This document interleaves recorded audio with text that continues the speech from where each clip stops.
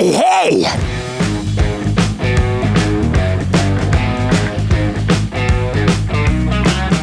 Salut à toutes et à tous, toujours très heureux de vous retrouver pour cette nouvelle vidéo où je partage avec vous la fabrication d'une équerre en bois pour tablette rabattable, susceptible de remplacer ce qu'on appelle des équerres métalliques escamotables. Pour faire simple, dans ce type de montage, tout est en bois, la partie fixe et la partie mobile de l'équerre ainsi que le plateau. C'est magique. Dans mon cas, je vais l'utiliser pour une petite table d'apéro dépliable à l'extérieur du van. Mais on pourrait très bien envisager d'utiliser ce type d'équerre pour une table plus grande qui serait fixée à un mur, dans une cuisine, une chambre, un bureau, un garage ou un atelier. Le tout pour un tarif imbattable puisque j'ai dépensé exactement 7 €, essentiellement pour le tourillon, le reste étant du bois de récupération. Sachant que le prix d'une paire d'équerres métalliques de qualité décente débute aux alentours d'une trentaine d'euros. Je détaillerai d'ailleurs le budget un petit peu plus finement en fin de vidéo, sachant que je me suis fait un petit plaisir pour le dessus de la tablette. L'hiver ne stoppe donc pas l'aménagement du van et comme vous avez dû le constater lors des dernières vidéos, je reviens aux joies de fabriquer des objets par moi-même,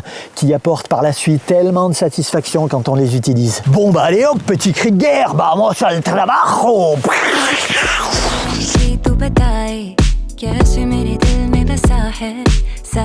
Avant toute chose, il faut que je rende César à César et que je précise ici que cette astuce de la petite table rabattable sans quincaillerie, uniquement avec du bois, ça n'est pas moi qui l'ai inventé. J'aurais bien aimé, mais en fait je me suis inspiré d'un menuisier coréen. Et oui, ça vient de loin. Comme souvent, avant de me lancer tête baissée dans les travaux, je me suis réalisé une petite modélisation en 3D avec le logiciel SketchUp, notamment pour être sûr que la rotation se passe bien. Ça m'a notamment permis de réaliser le calpinage de tous les éléments que je vais avoir besoin de découper dans mon panneau de contreplaqué de 50 par 50, mais également de reporter toutes mes cotations pour mes futurs usinages. Le principe est somme toute assez simple. La rotation du plateau va se faire autour d'un simple cylindre en bois. À partir de la position horizontale, le support inférieur du plateau va suivre une course verticale de bas en haut. C'est lorsqu'il sera en haut de sa course que le plateau va pouvoir basculer à la verticale le long du meuble sur lequel est positionnée la platine de fixation. Dans mes panneaux en contreplaqué, il va donc falloir que j'usine 2 cercles et 2 courses qui vont avoir la forme d'une gélule. Et pour ça, je vais utiliser une fraise droite de 25 mm de diamètre. Mais pour que ça fonctionne correctement, il va vraiment falloir que je sois précis au dixième de millimètre. Je vais donc trouver un moyen d'immobiliser la défonceuse lorsque je vais percer les cercles et de mettre en place un système de guidage lorsque je vais usiner les courses. Alors oui, je sais, on en a déjà parlé plusieurs fois sur cette chaîne, la défonceuse, c'est un terme qui fait carrément pas rêver. Ça, et qui va rêver d'utiliser une défonceuse? Je suis bien d'accord. Tu sais, tu te lèves pas le matin et tu dis « Chouette, je vais utiliser ma défonceuse ». Et pourtant, c'est le meilleur ami du menuisier. On peut faire des milliards de choses avec ça. Et d'ailleurs, si vous passez dans le coin, contactez-moi. On se passe une petite demi-journée comme ça, à faire des usinages. Et je peux vous assurer que ça va démystifier l'histoire et que vous aurez plus peur d'utiliser une défonceuse. Il va falloir que je sois extrêmement précis également sur le dessin et la découpe de l'art de cercle qui va suivre la joue verticale du meuble sur lequel la table va être fixée. En ce qui concerne les fournitures, je vais utiliser un panneau de contreplaqué de 50 cm par 50. C'est de la récup. Il est en 12 mm d'épaisseur. Ça aurait pu être du 15 mm, mais pas moins, parce qu'on a envie que ce soit assez résistant tout de même. Ensuite, j'ai mon cylindre, on pourrait parler de manche à balai, on appelle ça aussi un tourillon, de 25 mm de diamètre. Et pour ça, j'ai choisi plutôt du bois dur, pour que ça supporte mieux les frottements et que ce soit plus durable. En l'occurrence, c'est du hêtre. Tout ça, c'était pour la partie support. Et pour le plateau de la table, je vais utiliser une chute de mon plan de travail. C'est du lamellé-collé en chaîne de 18 mm d'épaisseur. Mais un panneau plus fin en pin aurait très bien pu faire l'affaire. Bon, allez, assez causé, j'ai bien l'impression que ça va pas se faire tout seul cette histoire. Je démarre mes scies et mes caméras et...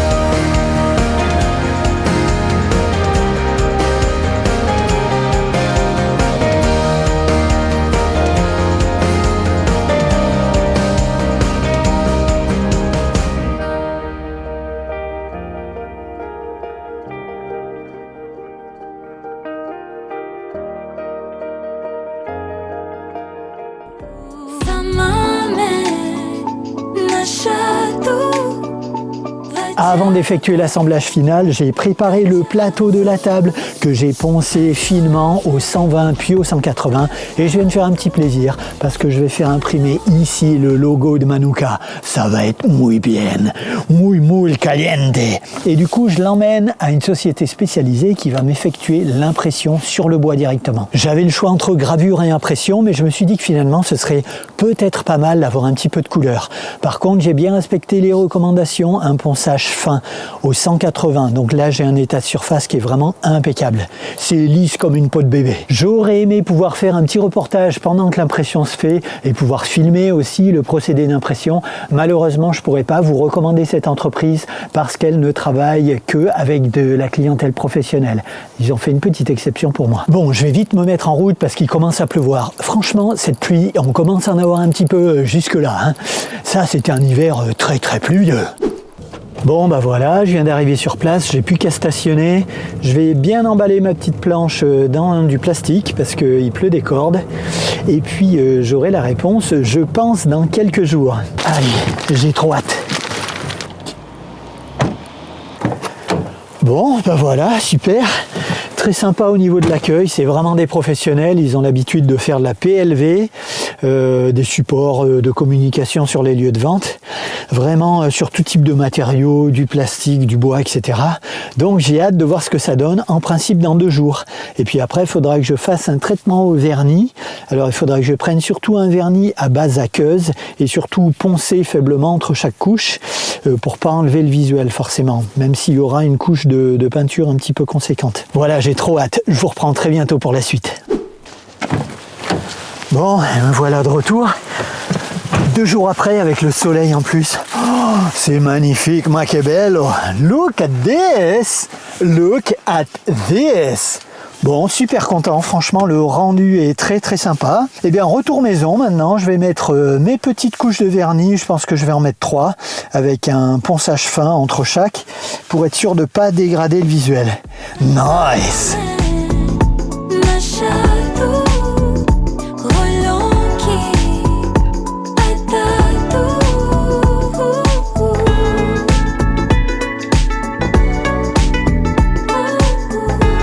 Et bien voilà un magnifique petit support de table rabattable, mais avant de l'installer directement dans le van, je vais faire un petit essai tout de même pour voir si ça fonctionne comme il faut avec des chutes de mélaminée. Et pour ça, ça va être très simple, j'ai juste 4 vis à planter pour fixer le module fixe sur ce qui sera la joue du meuble verticalement, et ensuite 4 vis sur la partie mobile pour la solidariser du plateau.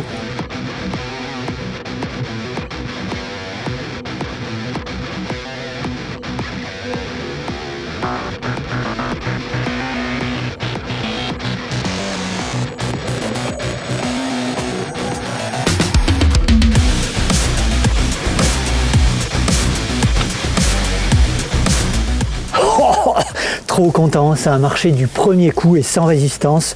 Franchement, je suis trop content. Je pensais avoir à faire des réajustements, mais là, ça marche impeccable. Et maintenant que me voilà rassuré, il me reste plus qu'à monter ça à l'intérieur du van.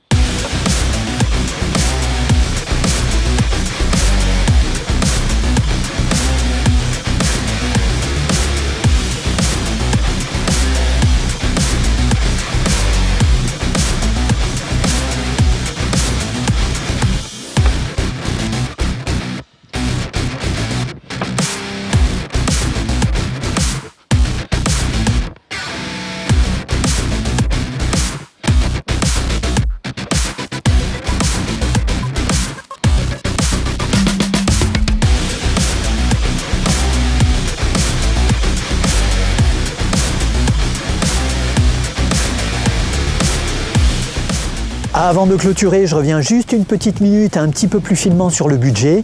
J'ai donc dépensé 7 € pour le Tourillon, mais on pourrait considérer aussi qu'il faut y rajouter les 21 € que j'ai dépensés pour la fraise d'usinage, pour la défonceuse, et j'ai regardé aussi sur un site de vente entre particuliers, on peut assez facilement se trouver un carré de 50 cm par 50 de contreplaqué en 12 mm d'épais, dans lequel on va pouvoir découper toutes les pièces qui constituent l'équerre, et pour ça il y en a à peu près pour 5 €. Concernant le poids, les deux parties de l'équerre pèsent aux environs de 900 grammes, sans la tablette, qu'il faudrait mettre en rapport avec le poids de 2 équerres métalliques du commerce qui peuvent parfois être assez lourdes, notamment lorsqu'elles sont en acier. Pour l'instant, je suis vraiment satisfait de cette petite tablette, même si j'ai pas beaucoup de recul encore, hein. Je l'ai montée il n'y a pas tellement longtemps, et du coup il faudra que je fasse une petite mise à jour dans plusieurs mois pour savoir si ça marche toujours aussi bien, s'il n'y a pas eu une usure qui s'est faite au niveau des pièces en bois par exemple, et si ça tient toujours aussi fermement. En ce qui concerne la résistance, c'est tout à fait adéquat pour recevoir des ustensiles de cuisine par exemple, ou venir couper des aliments.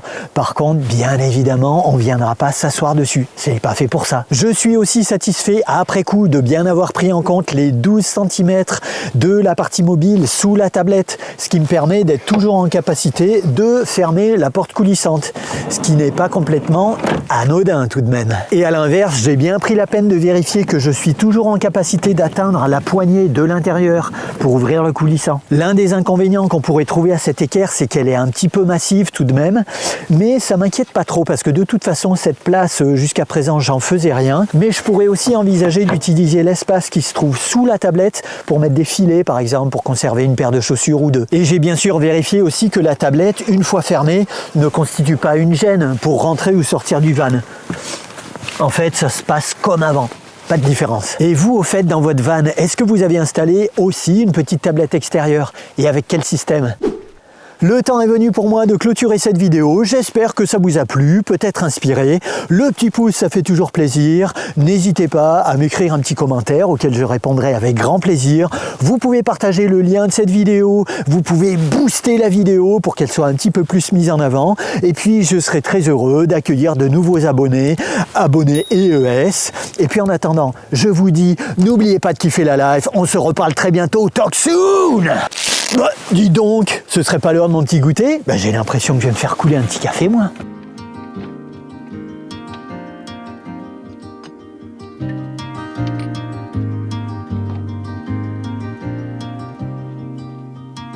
Tomorrow feels like sunlight spilling through the blinds. I don't know if I'll reach it, maybe I won't mind. I keep returning, tracing steps I left behind, as if the past could teach me what I'd like to find.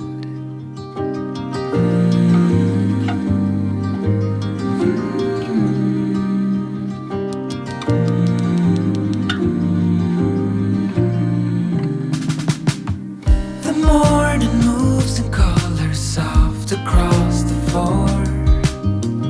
I try to hold the moments, learning more and more.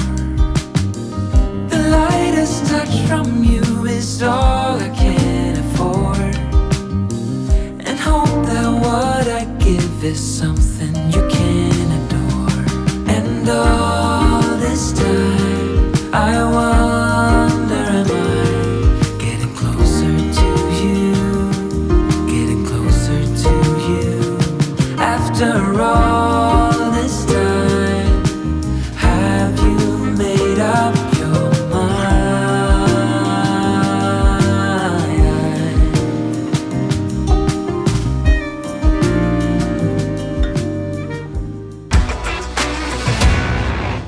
L'hiver ne stocke donc pas, ne stoppe donc pas.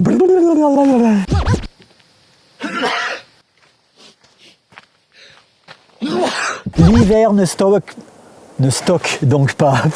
Qu'il faudrait mettre en rapport avec deux éclairs. Des éclairs métalliques, c'est bon ça, des bons petits éclairs métalliques. L'hiver ne stoppe, qu'est-ce que c'est que ce bordel? Pour rentrer et sortir du van. Ça pédale dans la semoule.